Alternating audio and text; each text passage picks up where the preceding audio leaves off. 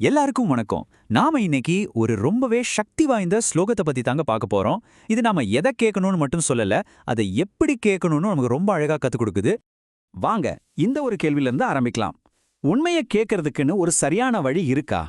இந்த கேள்விதான் நம்ம முழு பயணத்துக்கும் ஒரு வழிகாட்டியா இருக்க போகுது. வாங்க இதுக்கான விடையை தேடலாம். சரி, முதல்ல இந்த ஸ்லோகம் எந்த சூழல்ல எப்படி உருவாச்சுன்னு பாப்போம். இது ஒரு சாதாரண வேண்டுகோள் இல்ல, ஒரு புனிதமான வேண்டுகோள். மிகப்பெரிய ஞானிகள் ஒரு சிறந்த குரு கிட்ட இருந்து ஆழமான அறிவை பெற துடிக்கிற ஒரு தருணத்துல இருந்து இது தொடங்குது. இதோட பின்னணி இதுதான். நைமிஷாரண்யம்னு ஒரு புனிதமான இடம். அங்க உண்மையான தேடல் உள்ள முனிவர்கள் எல்லாரும் ஒன்னா கூடி சூத கோஸ்வாமின்ற பெரியவர்கிட்ட ஒரு கேள்வியை வைக்கிறாங்க. அவங்களோட அந்த உண்மையான ஆர்வம்தான் நாம இப்ப ஆராயப் போற இந்த ஸ்லோகத்துக்கே அடித்தளம். சரி, இப்போ நாம இந்த பகுதியோட இதயத்துக்கே வந்தாச்சு. வாங்க அந்த சமஸ்கிருத ஸ்லோகத்தை நேரடியாவே பார்க்கலாம். முதல்ல அதோட ஒளியையும் அதோட அமைப்பையும் கொஞ்சம் கவனிப்போம். நாம பார்க்க போற இந்த ஸ்லோகம் எங்க இருந்து வருதுன்னா, ஸ்ரீமத் பாகவதத்துல முதல் காண்டம் முதல் அத்தியாயத்துல 13வது ஸ்லோகமா வருது. இதுவே இந்த வரிகளோட நம்பகத்தன்மைய நமக்கு நல்லா உணர்த்துது. தன்ன சுஸ்ரூஷமானானாம் அர்ஹஸ்யாங்கானுவர்ணித்தும் யஸ்ய அவதாரோ பூதானாம் க்ஷேமாயச பவாயச்ச. இங்க பாருங்க, தேவநாகரி எழுத்துக்களோட அதோட ரோமன் எழுத்து பெயர்ப்பும் இருக்கு. ஒருவேளை உங்களுக்கு சமஸ்கிருதம் படிக்க தெரியலனாலும் கவலை இல்ல, இந்த ஒலிகளை நீங்க துல்லியமா பின்தொடர இது ரொம்ப உதவியா இருக்கும். சரி, இந்த அழகான ஒலிக்கு பின்னாடி இருக்கிற ஆழமான பொருளை புரிஞ்சுக்க வாங்க ஒவ்வொரு வார்த்தையா பிரிச்சு பார்க்கலாம். ரொம்ப நல்லா இருக்குல்ல? சரி, வாங்க இதுக்குள்ள இன்னும் கொஞ்சம் ஆழமா போய் இந்த ஸ்லோகத்துல இருக்கிற ஒவ்வொரு வார்த்தைக்கும் என்ன நேரடியான அர்த்தம்னு பார்க்கலாம். இப்போ இந்த டேபிள பாருங்க. நான் சுஷ்ரூஷமானானாம் அப்படின்னா கேட்கறதுக்கு ரொம்ப ஆவலா இருக்கிற எங்களுக்குன்னு அர்த்தம். அடுத்தது அணுவர்ணித்தும் அர்ஹசி, அதாவது தயவு செஞ்சு விளக்கி கூறுங்கள். யஸ்ய அவதாரா, இதுக்கு யாருடைய அவதாரம்னு பொருள்.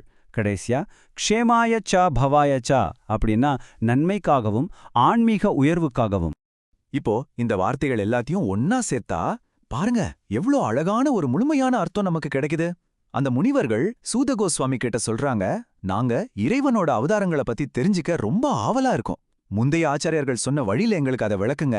ஏன்னா அதை பேசுறதுனாலையும் கேட்கறதுனாலையும் எல்லாருக்கும் நன்மை உண்டாவும். வெறும் வார்த்தை அர்த்தத்தை மட்டும் பார்த்தா போதுமா? இல்லவே இல்ல. அதுக்குள்ள இருக்கிற ஆழமான தத்துவத்தை இப்போ நாம பார்க்கலாம். உண்மையான புரிதலுக்கு என்னென்ன நிபந்தனைகள் தேவைங்கிறத இது நமக்கு விளக்குது.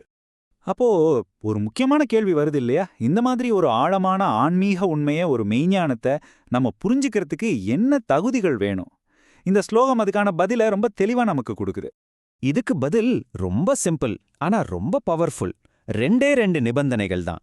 ஒன்னு, கேட்கறவங்களுக்கு உண்மையிலே தெரிஞ்சுக்கணும்னு ஆர்வம் இருக்கணும். ரெண்டாவது, சொல்றவர் அவர் சரியான குரு பரம்பரையிலிருந்து, அதாவது ஒரு உண்மையான குரு சீடர் தொடர்லிருந்து வந்தவரா இருக்கணும்.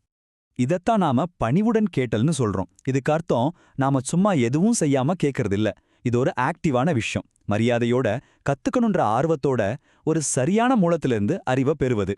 இப்படி செய்யும் போது அது படிப்படியா நம்ம உணர்வையே தூய்மைப்படுத்துது. நம்ம கதைக்கு திரும்ப வருவோம். அந்த நைமிசாரண்யத்துல இந்த ரெண்டு கண்டிஷனும் பக்காவா பூர்த்தியாச்சு பாருங்க. அங்க இருந்த முனிவர்கள் உண்மையான சீடர்கள். ஷீலசூத கோஸ்வாமியும் தகுதியான குரு பரம்பரையில வந்தவர். இந்த சரியான கூட்டணி அமைஞ்சதால தான் அங்க பேசப்பட்ட ஆழமான விஷயங்களை அவங்களால சுலபமா புரிஞ்சுக்க முடிஞ்சது. ஓகே, நாம இப்போ கிட்டத்தட்ட கடைசி பகுதிக்கு வந்தாச்சு. இவ்வளவு பழமையான இந்த ஞானம் இன்னைக்கு நமக்கு எந்த அளவுக்கு முக்கியம், எப்படி உதவுதுன்னு பார்க்கலாம் வாங்க. யோசிச்சு பாருங்க, சுத்தி இவ்ளோ சத்தம் இருக்கிற நம்ம உலகத்துல ஒரு விஷயத்த கவனமா, ஒரு நோக்கத்தோட, மரியாதையோட கேட்கறதோட சக்திய இந்த ஸ்லோகம் நமக்கு ஞாபகப்படுத்துது. இது வெறும் பழைய தத்துவம் இல்ல, இன்னைக்கு நமக்கு தேவையான ஒரு பிராக்டிக்கல் கைடு. போறதுக்கு முன்னாடி உங்களுக்காக ஒரு கேள்வி. நம்ம கேட்கிற விதத்தை மாத்துனா நம்ம வாழ்க்கைய மாறுமா? இந்த ஸ்லோகத்துல நாம கத்துக்கிட்ட இந்த விஷயத்த உங்க வாழ்க்கையில எப்படி பயன்படுத்தலான்னு ஒரு நிமிஷம் யோசிச்சு பாருங்க. இந்த உரையாடல் உங்களுக்கு பிடிச்சிருந்தா ஒரு லைக் போடுங்க. உங்க நண்பர்களுக்கும் இதை ஷேர் பண்ணுங்க. இன்னும் இது மாதிரி நிறைய ஆழமான விஷயங்களை தெரிஞ்சுக்க மறக்காம நம்ம சேனலுக்கு சப்ஸ்கிரைப் பண்ணுங்க. பார்த்ததற்கு மிக்க நன்றி.